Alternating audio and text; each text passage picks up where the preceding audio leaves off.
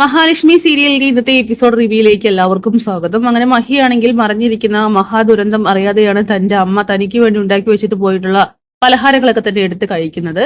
എന്തായാലും ഉണ്ണി കണ്ണനോട് വന്ന് ആ ഞെട്ടിക്കുന്ന സത്യം പറയുന്നുണ്ട്. ആദ്യപടിയായിട്ട് ആ കുഞ്ഞിനെ കൊല്ലണം, അതിനു വേണ്ടിയിട്ട് കരുണയുടെ അച്ഛനാണെങ്കിൽ ആളെ വിട്ട് ആ പലഹാരത്തിലൊക്കെ തന്നെ വിഷം കലർത്തിയിട്ടുണ്ടെന്നും ഇത് കേൾക്കുമ്പോൾ തന്നെ കണ്ണൻ വേഗം തന്നെ അനന്തവിനെ വിളിച്ചു പറയുന്നു. എന്തായാലും മഹിക്കാണെങ്കിൽ ഛർദിയും വയറുവേദനയും മറ്റും തുടങ്ങിക്കഴിഞ്ഞു. അങ്ങനെ അനന്തുവിനോട് എത്രയും പെട്ടെന്ന് തോമസ് വൈദ്യന്റെ അരികിലേക്ക് കൊണ്ടുപോകാനായിട്ട് പറയുന്നുണ്ട്. അത് പ്രകാരം അനന്തവും ലേഖയും അവളവിടെ എത്തിക്കുന്നുണ്ട്. തോമസ് വൈദ്യനാണെങ്കിൽ ആ ഒരു കാഴ്ച കണ്ട് ആകെ ഷോക്കായി പോകുന്നു. ഉഗ്ര വിഷമുള്ള പാമ്പുകളുടെ വിഷമടക്കം ഇറക്കിയ ഒരു സ്ഥലമാണിത്. അതുകൊണ്ട് തന്നെ എന്റെ മകളുടെ സ്ഥാനത്തുള്ള മഹാലക്ഷ്മിക്കും കുഞ്ഞിനും ഒരു അബദ്ധം സംഭവിക്കരുതെന്ന് അയാൾ തീരുമാനിക്കുന്നുണ്ട്.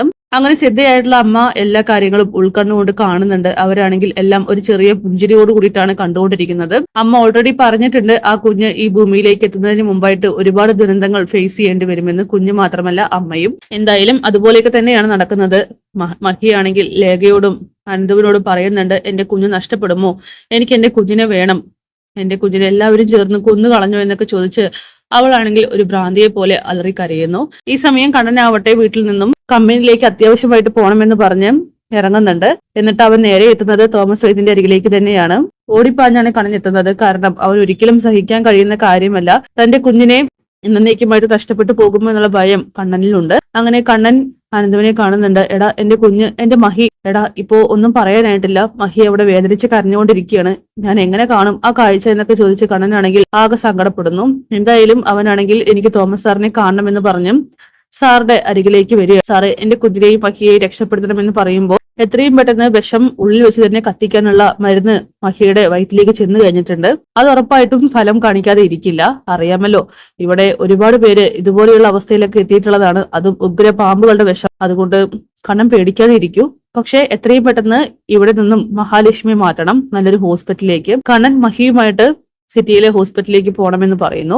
ഇത് കേട്ട് കണ്ണൻ പറയുന്നുണ്ട്, എനിക്ക് അയാളുടെ മുന്നിൽ പോയി നിൽക്കാൻ പോലും ധൈര്യമില്ലെന്ന്. കണ്ണൻ ചെന്ന് കാണൂ എന്ന് പറഞ്ഞ് കണ്ണനെയാണെങ്കിൽ മഹിയുടെ അടുത്തേക്ക് വിട്ടയക്കുകയാണ്. അങ്ങനെ മഹിയാണെങ്കിൽ ഈ സമയം ലേഖയോട് പറയുന്നുണ്ട്, എന്റെ കുഞ്ഞിനെ എനിക്ക് എന്നേക്കുമായിട്ട് നഷ്ടപ്പെടും ലേഖയെ, എനിക്ക് സഹിക്കാൻ കഴിയുന്നില്ല എന്നൊക്കെ പറയുമ്പോൾ ഒന്നും സംഭവിച്ചിട്ടില്ല എന്ന് പറഞ്ഞുകൊണ്ട് ലേഖയാണെങ്കിൽ സമാധാനിപ്പിക്കുകയാണ്.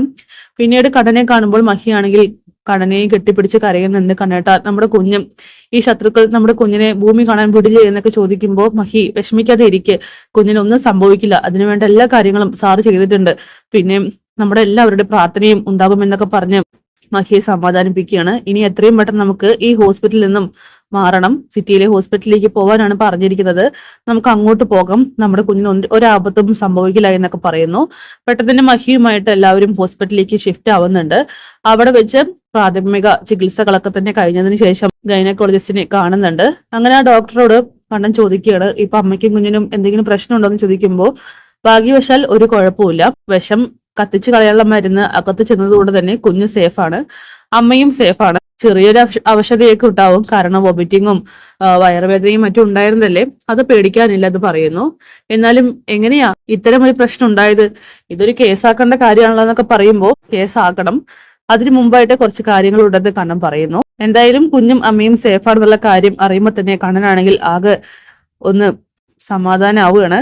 അങ്ങനെ കരുണയോടും മുത്തശ്ശിയോടും പ്രതാപനാണെങ്കിൽ സന്തോഷത്തോടെ പറയുന്നുണ്ട്, ഇന്നത്തോടു കൂടിയിട്ട് അവളുടെ അഹങ്കാരത്തിന് അവസാനമാണ്, ഞാൻ എല്ലാം സെറ്റാക്കിയിട്ടാണ് വന്നിരിക്കുന്നത്, ഇനി ഇവിടുത്തെ ആ മോഹിനിയുടെ കരച്ചിൽ കൂടി കേൾക്കാൻ അമ്മയും എന്റെ മോളും കാത്തിരുന്നു എന്നൊക്കെ പറയുമ്പോൾ ഞാൻ അവിടെ അമ്മയെയും ഉണ്ണിയേട്ടനെയും വിളിച്ച് പറഞ്ഞിട്ടുണ്ട്, കണ്ണേട്ടനെയും ഈ സമയം വിവരം അറിയിച്ചിട്ടുണ്ടാവും, കണ്ണേട്ടനും ഒത്തിരി സന്തോഷമായി കാണില്ല എന്നൊക്കെ ചോദിക്കുമ്പോൾ അത് പിന്നെ പറയാനുണ്ടോ, അവനെ തേച്ചിട്ട് പോയവളിലെ ഈ മഹാലക്ഷ്മി, അവളുടെ വയറ്റിലെ ആ കുഞ്ഞ് എവന്റേതോ ആണ്, അതുകൊണ്ട് തന്നെ അവനത് നഷ്ടപ്പെട്ടാൽ എന്ത് ഇല്ലെങ്കിൽ എന്ത്, സന്തോഷിക്കാനുള്ള വക തന്നെയല്ലേ നമ്മൾ ഒരുക്കി കൊടുത്തത്, കണ്ണന്റെ പ്രീതിയും ഇതുവഴി പിടിച്ചു പറ്റാമെന്നൊക്കെ പ്രതാപം പറയുന്നു. എന്തായാലും ലേഖയാണെങ്കിൽ കണ്ണനോട് ചോദിക്കുന്നുണ്ട്, കണ്ണേട്ട എന്നാലും ഈ ദുഷ്ടപ്രവൃത്തി ആരായിരിക്കും ചെയ്തിട്ടുണ്ടാവുക, മറ്റാരാ, ആ പ്രതാപം തന്നെയാണ്, ആ വിഷജന്തു തന്നെയായിരിക്കണം ഈ പ്രവൃത്തി ചെയ്തിട്ടുണ്ടാവുക, കാരണം മഹാലക്ഷ്മി അവരെ സ്റ്റേഷനിലേക്ക് കയറ്റിയതല്ലേ, നമ്മളെല്ലാവരും അതിന് കൂട്ടുനിന്നു, അപ്പൊ നമ്മൾ എല്ലാവരും ഒന്ന് വിഷമിക്കട്ടെ എന്ന കാര്യം തന്നെയാണ് കുഞ്ഞിനെ വെച്ച് അയാൾ കളിച്ചത്. എന്നാലും വീട്ടിൽ കയറി ഇത്തരം ഒരു പണി തരുമെന്ന് കരുതിയില്ല, പക്ഷെ അയാളെ ഞാൻ വെറുതെ വിടാൻ തീരുമാനിച്ചിട്ടില്ല എന്ന് കണ്ണൻ പറയുന്നു. കണ്ണേട്ടൻ ഇത് എന്ത് ചെയ്യാൻ പോവാം, അയാളെ ഞാൻ ചെയ്യും, കണ്ടോ, അങ്ങനെ കണ്ണനാണെങ്കിൽ പലതും തീരുമാനിക്കും. പിന്നീട് പ്രതാപനാണെങ്കിൽ രാത്രി ഒറ്റയ്ക്ക് പുറത്തിറങ്ങുന്ന സമയം നോക്കി കണ്ണനാണെങ്കിൽ മാസ്ക് ഒക്കെ ധരിച്ച് അയാളെ പിന്തുടർന്ന് ബൈക്കിൽ പോവുകയാണ്. എന്തായാലും പ്രതാപനിട്ട് നല്ല ഇടി തന്നെ കൊടുക്കുന്നുണ്ട് ഇരുട്ടടി.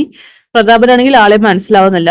മാർക്കോ വയ്യാതെ കിടക്കുന്നത് കൊണ്ട് തന്നെ അവരാവാൻ വഴിയില്ലെന്ന് പ്രതാപൻ മനസ്സിൽ കുറിക്കുന്നുണ്ട്. പിന്നെ ആരാണ് തന്നെ തല്ലിയതെന്ന് പോലും പ്രതാപൻ തിരിച്ചറിയാൻ പറ്റാത്ത വിധമാണ് കണ്ണന്റെ ആ ഒരു എൻട്രിയും അവന്റെ ആക്ഷൻസും.